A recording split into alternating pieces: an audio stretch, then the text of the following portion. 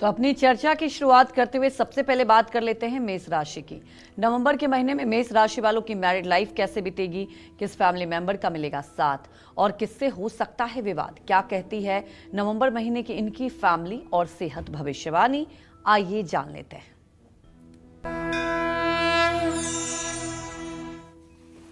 देखिए, नवंबर का महीना मेष राशि के जातकों के लिए जो है वो मैं कहना चाहूँगा कि नवंबर के महीने में आपके चतुर्थ भाव में बृहस्पति, पंचम भाव में केतु, छठवें रोग शत्रु के स्थान में नीच का शुक्र और आपके सप्तम भाव में 16 नवंबर तक सूर्य गोचर करेंगे। ऐसे में आपके अष्टम भाव में मंगल बुध का रहना और आपके एकादश भाव में राहु और द्वादश भाव में शनि का होना इस बात का संयुक्त संकेत कर रहा है कि नवंबर का महीना मेष राशि के जातकों के पारिवारिक जीवन के लिए ठीक नहीं है। ऐसा मैं इसलिए कह रहा हूँ ना कि कुटुंब भाव का स्वामी बुध होता है और वो आपके राशि से अष्टम भाव में है। तो ऐसे में अगर देखा जाए, कुटुंब भाव के स्वामी शुक्र को भी देखा जाए तो नीच राशि में है। तो पारिवारिक जीवन के लिए तो ये महीना थोड़ा सा कम ठीक है। इसमें लोगों के स्वास्थ्य खराब हो सकते हैं, लोगों को लेकर के थोड़ी सी स्वास्थ्य संबंधी परेशानियां हो सकती हैं। 26 नवंबर तक शुक्र की स्थिति औसत है। शनि और मंगल का दूसरे भाव में योग परिवार में तनाव और मतभेद खड़ा कर सकता है। परिवार के सदस्यों के बीच में गलतफहमी भी हो सकती है। बातचीत में मर्यादा रखें, किसी बात को बढ़ने ना दें। परिवार के बुजुर्गों की सलाह जरूर लें, जो आज की दुनिया में जहर है। कोई परिवार के बुजुर्गों की सलाह नहीं लेना चाहता। अरे ये ओल्ड पर्सन हैं, ओल्ड बातें करते हैं। जबकि सही बात आपको बताऊं, हनुमान जी जैसे ज्ञानी ने जामवंत से कहा, हे जामवंत, कहो तो पूरा त्रिकूट पर्वत लंका उखाड़ करके और इस पार ला के रख दूं। जानकी जी समेत रावण को ले आकर के इस पार रख दूं, या रावण को मार के जाऊं, जानकी को लेके आऊं।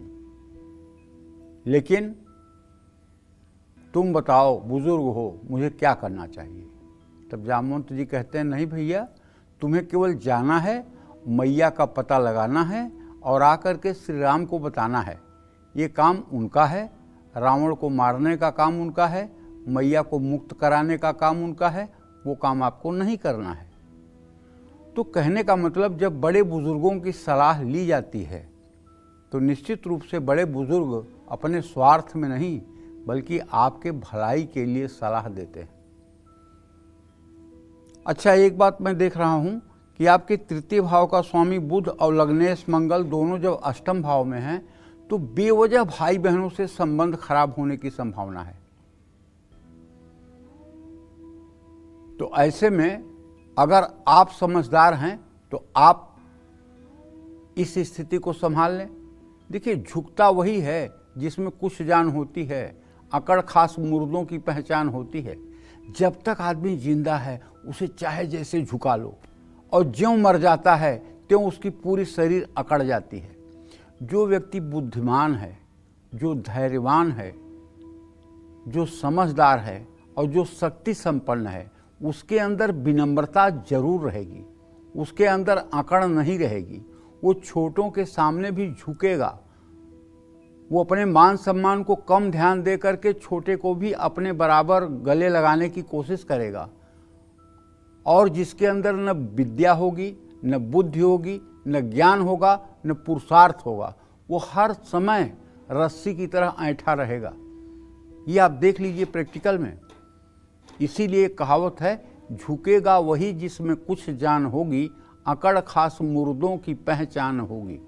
इसलिए मेरे दर्शकों से तो मैं यही कहना चाहता हूँ, अपने अंदर थोड़ी विनम्रता और झुकने की प्रवृत्ति पैदा की जाए। हाँ, आपके सुख भाव में बृहस्पति पारिवारिक मुद्दों को कम करने में मदद करेगा। 16 नवंबर तक सूर्य नीच का रहेगा तो वैवाहिक जीवन में तनाव या अहंकार की स्थिति बन सकती है। 16 नवंबर के बाद स्थितियां धीरे धीरे नियंत्रण में आ जाएंगी। 23 नवंबर के बाद बुध बकरी होकर के आपके जब 7th हाउस में आएगा तो बुध के कारण व्यर्थ की बहस या गलतफहमी भी संभव है। बेवजह की कहासुनी या गलतफहमी संभव है। धैर्य और समझदारी से रिश्ते बेहतर बने रहेंगे। देखिए, जो मेरा एक एक्सपीरियंस है वो मैं बताता हूँ। पारिवारिक जीवन में माता पिता के लिए सभी बच्चे आंख के तारे होते हैं। कम कमाने वाला भी, ज़्यादा कमाने वाला भी, न कमाने वाला भी, बीमार भी, स्वस्थ भी, सब माता के लिए जैसे हार्ट के 4 वाल्व होते हैं वैसे ही होते हैं। रही बात आज के परिवेश में पति पत्नी की, तो यदि आप पति हैं तो आपको कभी अपने पत्नी को उसके मायके का नाम लेकर के कोई बात नहीं बोलनी चाहिए, और यदि आप पत्नी हैं तो आपको अपने पति से उसके माँ बहनों की शिकायत नहीं करनी चाहिए। अगर ये 2 काम रुक जाए तो तनाव होगा ही नहीं। अगर आप उसके माँ बहन की तारीफ उसके सामने कर दें, नहीं नहीं मम्मी तो बहुत अच्छी हैं, दीदी तो बहुत अच्छी हैं, तो आपका इमेज उसके दिमाग में बढ़ जाएगा। और अगर वो ये कह दे नहीं सास ससुर क्या हुआ, मेरे तो बहुत अच्छे हैं, जितना वो कर सकते हैं बहुत करते हैं, तो आपके निगाह में उसकी इज्जत बढ़ जाएगी। तो 16 नवंबर तक नीच का सूर्य और 5वें भाव में केतु के कारण और 26 नवंबर तक शुक्र आपके 7वें भाव में गोचर कर जाएगा, तो अविवाहितों के लिए कुछ विवाह का प्रस्ताव आ सकता है। लेकिन 16 नवंबर तक सूर्य चूंकि नीच राशि में है, इसलिए मनचाहे व्यक्ति से शादी के लिए परिवार की सहमति नहीं मिलेगी। असहमति का सामना आपको करना पड़ सकता है। कुल मिलाकर नवंबर में विवाह योग कमजोर है। शादी की बातचीत या सगाई के लिए दिसंबर का महीना ठीक रहेगा। नवंबर महीने में रिश्ते में छिपी बातों का खुलासा भी हो सकता है। अपने साथी पर शक नहीं करना चाहिए। सेहत के लिहाज से भी नवंबर का महीना ठीक नहीं है। 8वें भाव में मंगल होने से आपकी ऊर्जा कम रहेगी। हल्की फुल्की चोट चपेट लग सकती है, मसल्स पेन हो सकती है, पेट में तकलीफ हो सकती है, ब्लड प्रेशर अनियंत्रित हो सकता है। अगर आप ब्लड प्रेशर के पेशेंट हैं तो खान पान का ध्यान अगर नहीं रखा, तो नींद अगर ठीक से नहीं ली तो तनाव बढ़ सकता है, स्ट्रेस बढ़ सकता है, परेशानी हो सकती है। कुल मिलाकर नवंबर के महीने में मेष राशि वाले गाड़ी संभल कर चलाएं। तनाव कम करने के लिए योग और प्राणायाम का सहारा लें। मैं एक बात बताऊं, अगर आपकी मेष राशि है तो आप मेरा एक कहना मान जाइए, आप 15-15 मिनट सुबह शाम कपाल भांति प्राणायाम करना शुरू कर दीजिए। आपके सारे संकटों का समाधान मिल जाएगा। आप कहेंगे कि ये प्राणायाम योग तो शरीर के लिए है, तो इससे परिवार कैसे हो जाएगा, धन कैसे ठीक हो। अरे भाई, आपका मन मस्तिष्क ठीक रहेगा, आप प्रसन्न रहेंगे तो पारिवारिक माहौल को भी आप ठीक रखेंगे। आप प्रसन्न रहेंगे तो अपने काम को भी ठीक रखेंगे। आप प्रसन्न रहेंगे तो रिश्तों को भी आप हंस करके निभाएंगे। उसके लिए कपाल भांति प्राणायाम बहुत जरूरी है। अगर 15-15 मिनट कपाल भांति प्राणायाम करें तो निश्चित रूप से आपके लिए लाभकारी है। और ये कपाल भांति प्राणायाम अगर आपको ना आता हो तो कोई बात नहीं, आप गूगल पे सर्च करके देख लें, आपको बता देगा कैसे कपाल भांति प्राणायाम होता है।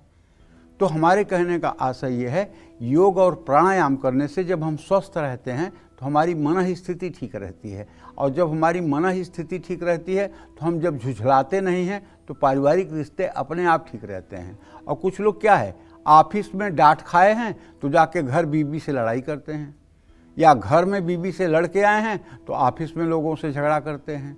ये सब गलत बातें हैं। जहाँ का टेंशन वही छोड़ो, और अगर घर जा रहे हो तो टेंशन फ्री होके जाओ, अगर ऑफिस आ रहे हो तो टेंशन फ्री होके आओ। जय मां विंध्यवासिनी।